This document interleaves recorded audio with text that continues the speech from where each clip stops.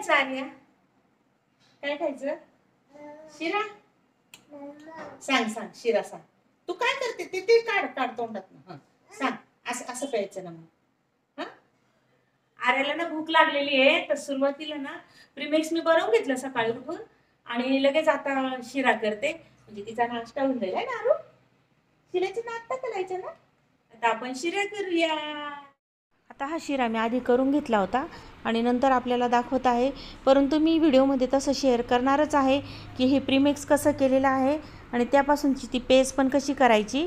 तर आधी मी ही पेस्ट पहिले गरम करून घेते आर्यासाठी. आणि हा शिरा मी केलेला आहे ना, प्रीमिक्स बनवलेला आहे बघा, तो व्हिडिओ आपल्याबरोबर शेअर केलेला आहे ना प्रीमिक्सचा. या प्रीमिक्स लहान मुलांसाठी पण बनवून ठेवायचं, म्हणजे छान होतं.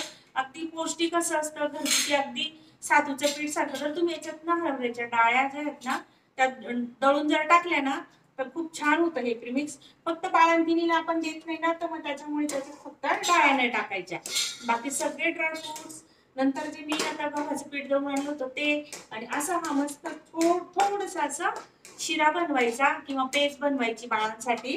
म्हणजे 8 ते 9 महिन्यापासूनच्या बाळांना ही पेस्ट चालू शकते. आणि ही पेस्ट खाल्ल्याने ना त्यांची म्हणजे पूर्ण पोषण खूप छान होईल आणि हा खूप चांगला पोटभरीचा पर्याय आपल्या लहान मुलांसाठी होईल. तर आता मी इथे करत आहे आर्यासाठी शिरा, थोडासा अगदी थोडा करायचा त्यांच्या भुकेपुरता.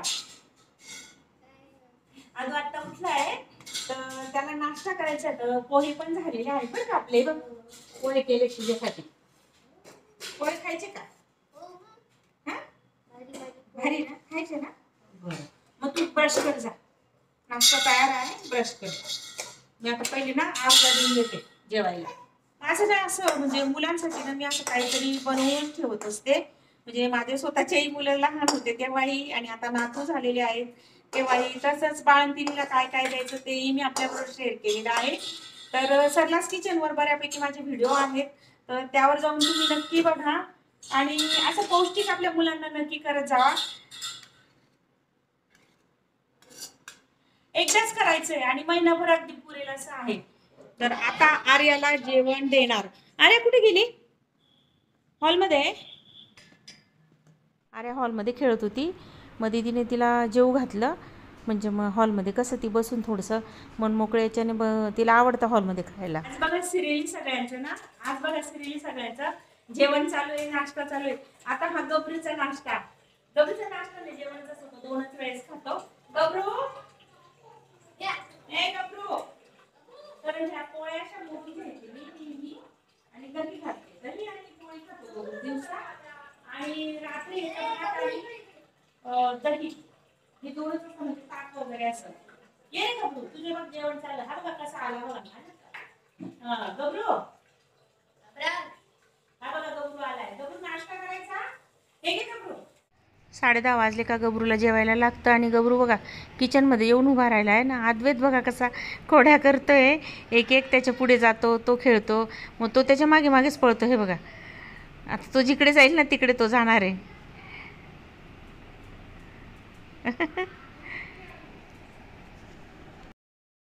त्याच्या पोळ्यांना मी लहानपणापासूनच चुरून घेत असते, म्हणजे मग त्याला खायला पण चांगलं जमतं. आता ती सवय लागून गेली ना, तर त्यामुळे ना त्याला तसं टाकलं का पटकन जेवतो तो.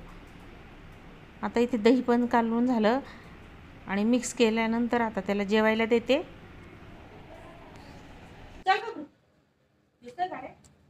हो, थिंक सो.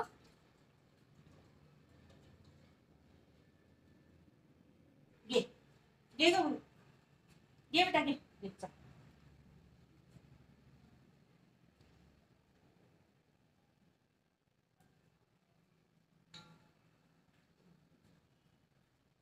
मला नुसता मोबाईल दिला असतं तरी चांगलं असतं.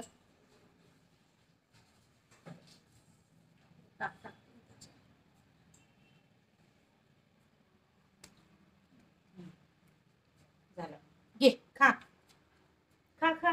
अरे खा ना बाबा, खा खा खा.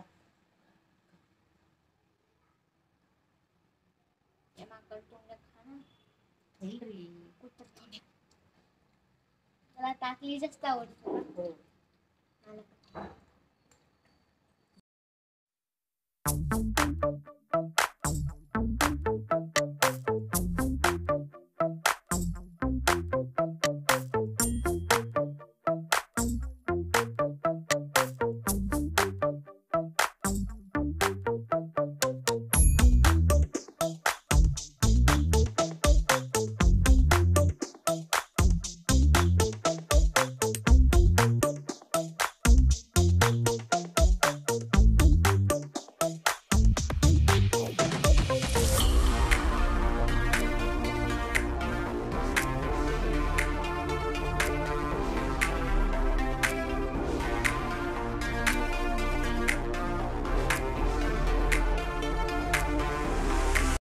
सर्व प्रकारचे ड्रायफ्रूट्स घ्यायचे पाववाटी, तुमच्याकडे जेवढे अवेलेबल असतील तेवढे घेतलेत तरी चालेल आणि त्यांना असं मस्त तुपामध्ये फ्राय करून घ्यायचं। सुरुवातीला हे खोबरं मी साधंच असं फ्राय करून घेतलं, तूप घालून डिंक तळून घेतला, नंतर सर्व आपले हे ड्रायफ्रूट्स मखानेसह भाजून घेतले तुपामध्ये, असे कमी तूप टाकून भाजलेले आहेत आणि त्यात ह्या वाटीने 3 वाटी गूळ घालून मिक्स करून घेतलं।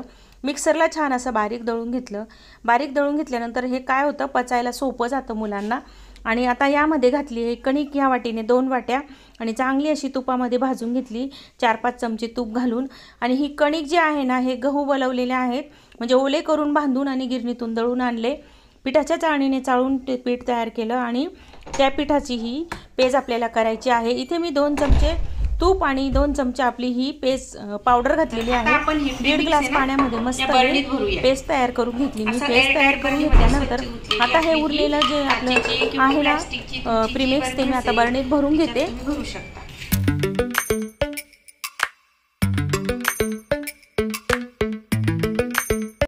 आता हे बघा, असं महिनाभर वापरायला झालंय की नाही तयार, पटकन असा शिरा पेस्ट तयार होते। आणि नंतर मी आणि दीदीने ना नाश्ता केला पोह्यांचा। करणार सर काही नाश्ता करणार नव्हते, पण दीदी म्हटली की माझ्यासोबत कर, तर मग आम्ही दोघीजणी बसलो नाश्त्याला। आणि अद्वैत आंघोळीला गेला होता, तो नंतर जेवणार होता आणि आर्याचा तर शिरा खाऊन झाला होता, पण ती बसते अशी जवळ मग टेबलवर। आर्याचं खालीवरती चालूच होतं, कधी टेबलवर बसत होती, कधी खाली। म्हणजे लहान मुलांचं कसं असतं ना, त्यांचं कसं त्यांच्या मनाप्रमाणे घेतलं ना ते त्यात छान खेळतात। तर आता तिचा खेळण्याचा मूड आहे आणि 1 तासाने ती झोपणार आहे, तर आता ती अशी खेळली ना तर छान अशी झोप काढते। मग आता नाश्ता वगैरे झाल्यानंतर ना मला भाजी करायची आहे, तर दीदीला आवडेल अशी एक भाजी आज ठरवलेली आहे करायची। सुरुवातीला मी हा पसारा आवरून घेते। किचन ओट्यावर भरपूर तुम्ही पसारा बघितलेला होता, तर आता म्हटलं सगळं आता आवरून घेऊ आधी आणि नंतरच स्वयंपाकाला सुरुवात करू। आता छान असं केस वगैरे विंचरून घेतले, आंघोळ तर सकाळीच लवकर झाली, आज कसं लवकरच सगळं आवरलं होतं ना त्याच्यामुळे।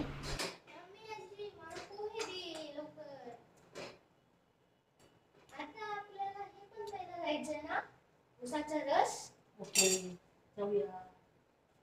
उसाचा रस प्यायचा, नाश्ता करून पाणी मागितलं नाही, प्यायला निस्तार तांबा पाहिजे, रस घ्यायचा आहे, मोठं भांडं लागणार, बोलली का बाबा? रस काय आणायचंय? उसाचा रस। तुझ्या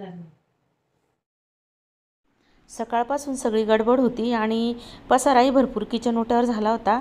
थोडा थोडा मी आवरून घेतला आणि मग कसं काम पण सुचत जातं ना, मग काही करायचं असलं ना किचन ओट्यावर पसारा असला की मला ना थोडं प्रॉब्लेम होत होतो माझा।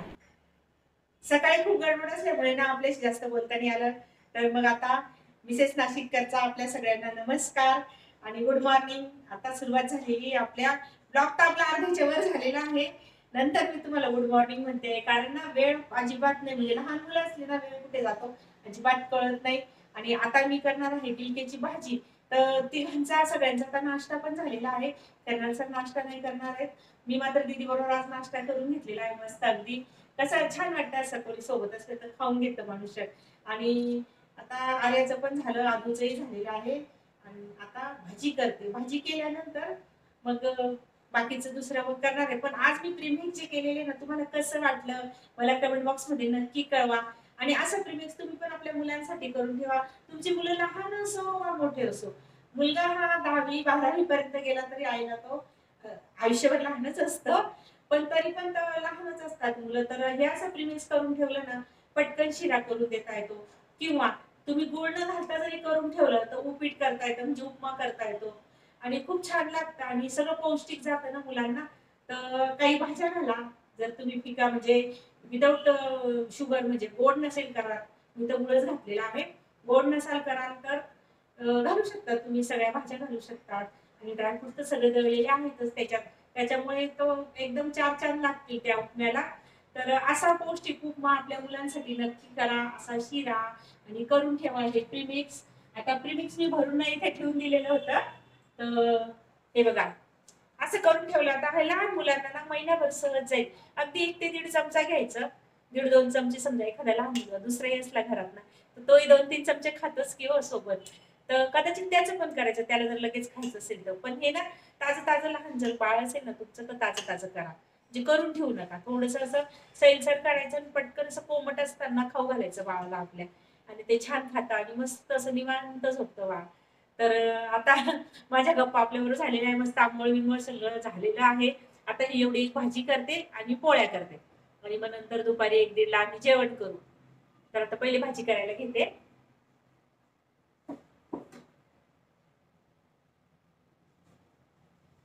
कसं आहे ना अगदी लहानपणाच्या आठवणी असतात बघा. आता दीदी केवढी मोठी झाली, तिला 2 मुलं झालेले आहेत, तिचा मुलगा आता 10-12 वर्षाचा आहे. पण तिला टिफिनला जी मी गिलक्याची भाजी द्यायची ना शाळेत जाताना, तर तीच भाजी आज खायची, म्हणजे तशीच भाजी खायची. तर आता ही गिलक्याची भाजी मी करते असं बारीक फोडी करून, एकदम साधी. हा, खूप काही तामझाम नाही, नुसतं लसूण मिरचीची भाजी. पण मुलांना ती लहानपणाची जी आठवण असते ना, म्हणजे कोणा कुठल्याही व्यक्तीला अगदी लहानपण माणूस विसरतच नाही हो. जे आपली आई पहिले करून देत असते ते कुठे ना कुठे केव्हा ना केव्हा त्याची आठवण येते आणि खावंसं वाटतं. तर आज दीदीसाठी तिच्या लहानपणीच्या आठवणीतली गिलक्याची भाजी करत आहे. कोण झालं होतं? अरे काय पाहिजे तुला? काय देऊ? पिस्ता. पिस्ता. द्राक्ष खायचे का? नाही. खेळण्या सरांनी ना मुलांना मस्त असा रस आणलेला आहे, अगदी विदाउट बर्फचा, आणि काढून आणलेला आहे समोर ग्लास असं तांब्यामध्ये आणला. आमच्या बाजूलाच रसवंती ना, तर आता दीदीला पहिले मी रस देऊन येते. आदू काय करतोय? रस पितो का?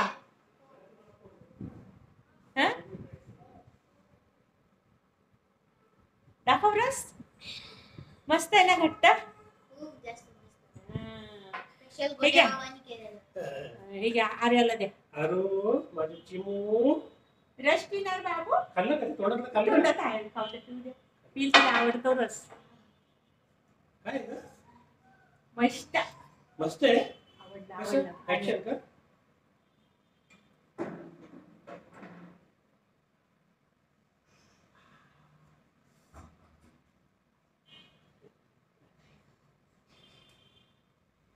कसा आहे आर्य रस? रस कसा आहे बाबू? छान आहे. छान आहे. खूप मस्त आहे ना, आवडला आम्हाला. छान छान रस आणला. आता गिलक्याची भाजी करून घेतली, थोडंसं तेल घातलं, जिरे मोहरी घालून घेतलं, लसूण घातला आणि चटणी बघा ही घरी बनवलेली चटणी आहे. 1-1.5 किलो आपली रोज वापरायची चटणी असते ना, ती काढून घ्यायची, मिरची काढून घ्यायची अख्खी, आणि ती मिक्सरला लसूण घालून दळून घ्यायची. अशा सुक्या भाज्या करायला ना ही चटणी खूप छान असते आणि भाज्यांनाही चव खूप छान येते. तर अशी ही भाजी मी गिलक्याची केलेली आहे.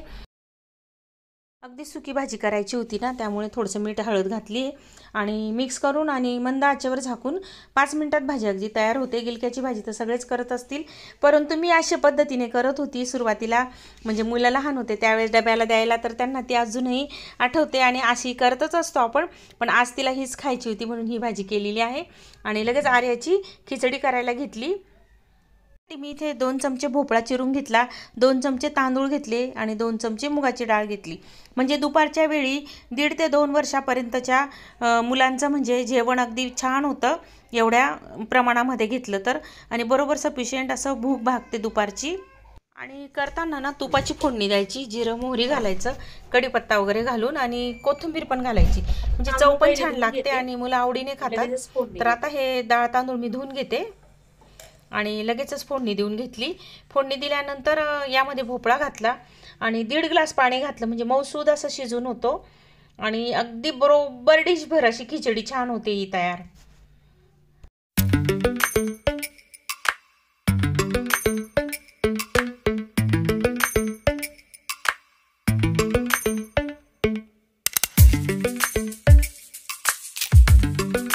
आणि चवीनुसार मीठ आणि हळद पण घालायची, म्हणजे चव पण छान लागते आणि मस्त आवडीने खातात मुलं.